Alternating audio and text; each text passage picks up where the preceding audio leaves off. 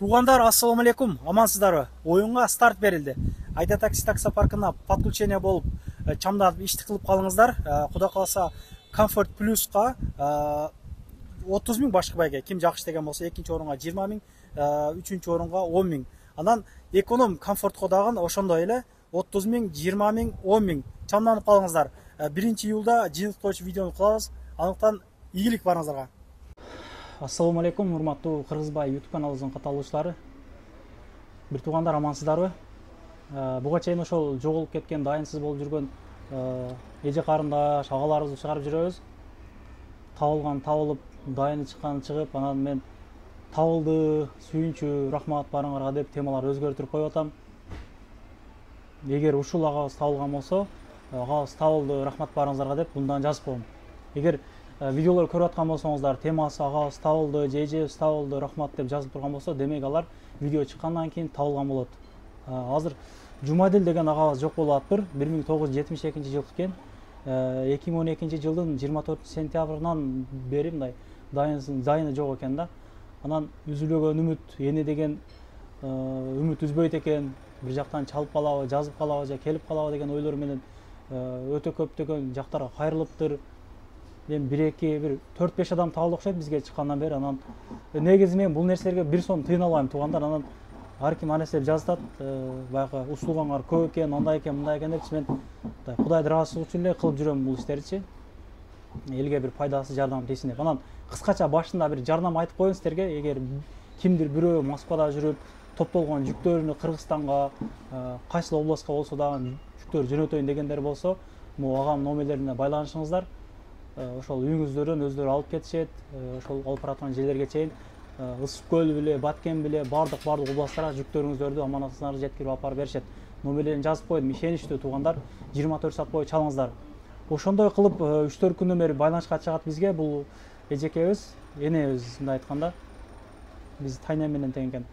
Эми сиздерге бир чагылдап силер көргөзүп берелик, көргөн билгендер болсо байланышып коюңуздар. Менин номерлерим постоянно өдөдө турат. Мен номерлерим ушул жерде болот постоянно. Мен бирөөдөн качып жүргөн жерим жок, урурлук кылып, бирөөдөн тоногон жерим жок. 24 саат бою ким кааласа чалсаңыздар, сүйлөшөбүз дегендей. Чалайлык. Азыр. Бисмилла. Табылып калсын. Көргөн билгендер болсо, мага байланышка чыгып коюңуздар туугандар. Сүрөттөрүн коюп койдум. Эже, салам. Көрүнүп атасыз. Саламатсыз? Кыргызбай деген өзүңбү? Ооба. Тынсызбы? Ден соолугуңуз жакшыбы? Иштериңиз жакшыбы? Жакшы айла. Билимиңди беришин балам. Оорубай жүрөсүзбү? Кыздар Алла Тааладан жакшылык айтсын. Ден соолугуңуз жакшыбы? Балам жакшы. Балам жөнүндө айтайынбы? Ошол качан төрөлдү, эмне болуп, дайын жок болуп калды, качан акыркы жолу сиз менен сүйлөштү, каяктан болот, толук маалымат айтып бересиз бизде. Ошол 20 миң деген, 50 миң деген биздин мекенештер көрүп атат. Балким алар менен бирге иштейиктир деген жакшы ойлорубуз бар. Ооба. Менин балам Жанузаков Жумадил Муданович 72 жылы 24 сентябрда туулган. Токтогул районунда туулган. Азыр биз ага кичинекейинен 75 жылдан баштап Каракөл шаарында жашайбыз. Уулум Жанузаков Жумадилдин үй бүлөлүү келинчеги бар, 2 кызы бар. Каракөл шаарынын тургуну. 2004 жылы Россияга, Москва шаарына кеткен иштегени. Москвада жеке ишканаларда иштеп жүрүптүр. Анан акыркы жолу биз аны телефон менен сүйлөшүп, үйүнө акча салып турчу болчу. 2012 жылы октябрь айында сүйлөшкөнбүз. Ошондо мага башка бир номер берди да, ушул мен телефонумду жоготуп бердим. Ушул номерге салсаңыз менин жанымда балдар деп. Анан мен ошол ноябрдын бир 10-дорунан кийин баягы номерге чалсам, бир казык бала алды. Мен Жумадилдин апасы болом десем эле, бияктан акча алмай калган соң Москвага кетип калды деп койду да балачы. Анан мен Москвага өзү чалат деген бар. Ошо менен мен жүрдүм. Жуман чалган ошо менен дайын дарек жок эч. Ошо мен чалбай калдым. Мен 2013 жылы июнь айында мен тышкы иштер министрлигине кайрылдым. Акысы менен. Эч ким көрбөйт, билбейт. Ал жакта Каракөлдүк балдар бар. Ошол менен бирге жүргөн экен. Топчубаев, Апин, Мусаев, Бусту деген бала бар. Ошол менен бат байланышып турчу экен. Андан мен аларга çalып сүйлөшсөм алар көргөн жокпуз. 2012-жылы күзүндө көргөнбүз. Ошо менен биз эч кандай көргөн жокпуз деп коюшту да. Ошо менен мен аларга байма-бай чалып турдум. Эч кандай кабар болгон жок жакта. Андан кийин мен анан 2014 январь айында ички иштер министрлигине кайрылдым. Алар Москвада консулство бар турбайбы, посольство. Ошолорго документ жөнөттүк. Андан деле жыйынтыгынан ал издөөдө деп мага жооп келди ички иштер министринен. Ошо менен эч кандай дайын жок. Анан мен Замандаш ассоциациясына кайрылдым. Кызыл Жарым ай коомго кайрылдым арыз менен. Ошондон эле жыйынтык чыккан жок. Кайдасың беришине кайрылдым. ОШЛТР дагы издейм сени беришине жылы. Андан кийин өткөн жылы биздин депутат Сулайманов Кулбек Кошалиевге кайрылдым. Ал кишине департамент бар экен Кыргызстанда Тышкы иштер министрлигинин. Ошо департаментте Байымбетова Гүлбаршын деген кызга дайындаган экен. Ал кыз менен жолугушуп Бишкектен. Ал кыз посольстводагы Москвада Кубан деген балам менен байланыштырды мени. Ошо менен Кубан деген балам менен WhatsApp'тан гана голосовой сүйлөшүп турам. Ал болсо ошо тиги издеп атабыз деген жок эми. Ал баламдын менде военный билети бар. Ошол документти туулган тууралуу бөлүгүн өзүм арыз жазып документ кылып жөнөттүм. Ошо менен ал балада иштерим көп болуп атат деп, ал бала менен да мына 1 айдан ашык мен байланыша элекмин. Ошондон бери эч кандай дайын жок балам.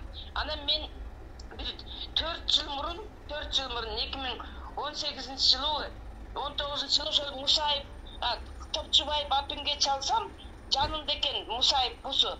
Анан мен миттим. Эмче силер бирге арак ичип бирге жүрүп эле эмне көрбөйсүңөр? Мен Москвага барам дагы сени через посольство таптырам силерди. Десем менен митти ошо Мусаев бусу. 2012-жылы Подмосковьеде иштеп аткан экен. Иштеген жеринен вагон өрттөлүп кетип, мен жашаган жериме качып келип 3 күн бекинип жатып, анан кетип калды деди. Каяка кеттим десем айтпай койду деп, ошо менен мага кийин номерин алмаштырып алыптыр. Ошо мен эч кандай байланышпай калдым. Алардын номерлерин билбейм балам. Ошо мен эч кандай дайын дерел жок жүрөм. Балким каяктан изеринде билбейм. Балким табылып калар. Быйыл Москвага барайын деп ойлоп атам, анан барганда каяктан издейм. Табылып калар эже. Силерди YouTube'дан көрүп калып, анан кийин номериңерди жазып алып, анан кийин ушинтип чыгып атам, балам жардам сурап атам силерден. Эми биз бир компания эмеспиз деген, бизде эми Кудай кааласа эл бар дегендей, эл менен эл экенбиз. Ошо эл жардам берип, мына көрдүм эле, биякта бир иштедик эле, аны эле мына эле деп эле ошол жоголгондор, дайым жок болуп аткандар табылып атат. Кудай кааласа, балким сизди балаңыз менен дагы бирге иштеп жүргөндөр, тааныгандар бардыр. Мага байланышка чыгыңыздар. Ооба, жакшы болот.